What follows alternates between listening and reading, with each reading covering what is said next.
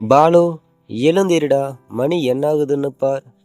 வழக்கமான அம்மாவின் சுப்ரபாத ஒலியுடன் எழுந்திருக்க வேண்டிய நேரம் காலை சரியாக 5 மணி. இந்த 2025 காலத்தில் யார் வீட்டில் 5 மணிக்கு இப்படி எழுந்திருக்க சொல்லி தொல்லை கொடுப்பார்கள்? என் வீட்டில் மட்டுமே நடக்கும். காரணம், என் அம்மா ஒரு அரசு பள்ளியின் தலைமை ஆசிரியை. அவர் பணிபுரியும் பள்ளி என் வீட்டிலிருந்து 50 கிலோமீட்டர் தூரம். 5 மணிக்கு எழுந்து குளித்து பூஜை செய்துவிட்டு டிபன் சமையல் செய்துவிட்டு கிளம்ப 7 மணி ஆகிவிடும். 2 பஸ்களில் பயணம் செய்தால்தான் 9 மணிக்கு அவர்கள் பணிபுரியும் பள்ளியை அடைய முடியும். காலமான என் தந்தையும் ஒரு பள்ளியின் தலைமை ஆசிரியராக பணியாற்றியவர். என் அம்மாவும் அப்பாவும் நேரத்தை கடைபிடித்து கடமையாற்றுவதில் ஒருவருக்கொருவர் சளைத்தவர்கள் அல்ல என்று என் அம்மா அடிக்கடி என்னிடம் கூறுவார்கள். நான் 5 வயதாக இருக்கும்போது என் தந்தை விபத்து ஒன்றில் உயிரிழந்தார். இவர்களுக்கு பிறந்த நான் அவர்களுக்கு நேர் எதிர். காரணம், நான் பணிபுரிவதோ ஐடி சாஃப்ட்வேர் மேனேஜர் வேலை. எந்த நேரத்திலும் பணிபுரிய வேண்டும் என்ற வேலை. நேரம் காலம் என்ற ஒன்று இல்லாத வேலை. என் கம்பெனிக்கு வேண்டியது ஒரு நாளைக்கு என்னுடைய 10 மணி நேர உழைப்பு மட்டுமே. அதற்கேற்ப நல்ல ஊதியம், வசதி வாய்ப்புகள். ஒவ்வொரு நாளும் என் டார்கெட் முடித்துவிட்டு நான் இரவு தூங்க ஆரம்பிப்பதோ 12 மணிக்கோ அல்லது 1 மணிக்கோ தான். எப்படி என்னால் காலை 5 மணிக்கெல்லாம் எழுந்திருக்க முடியும்? என்னத்தான் விளக்கமாக கூறினாலும், சரிடா, இனிமேல் உன்னை தொந்தரவு செய்ய மாட்டேன் என்பார்கள். ஆனால் அந்த அன்பு 2 நாட்கள் கூட நிற்காது. அதற்கு காரணம் நானேதான். அவர்களை பஸ் ஸ்டாப்பில் இறக்கிவிட்டு வீட்டுக்கு வந்து நானே டிபன் எடுத்து வைத்து சாப்பிட சோம்பேறித்தனம்.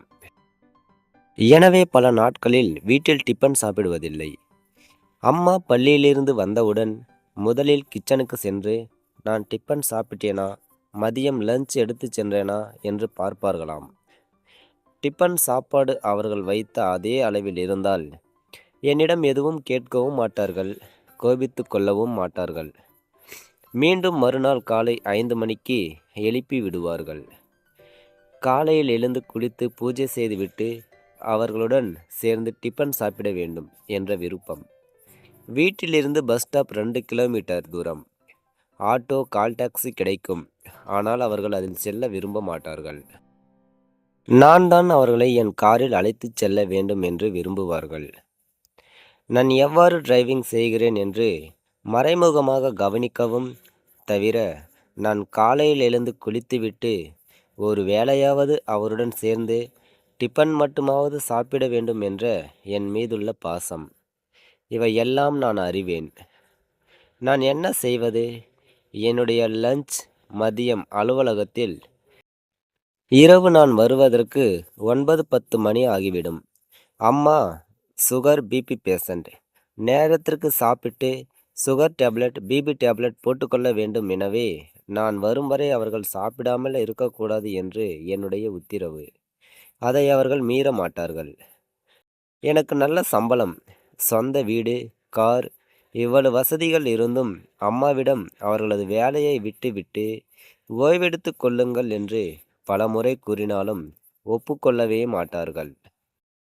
ஆசிரியர் பணி அறப்பணி.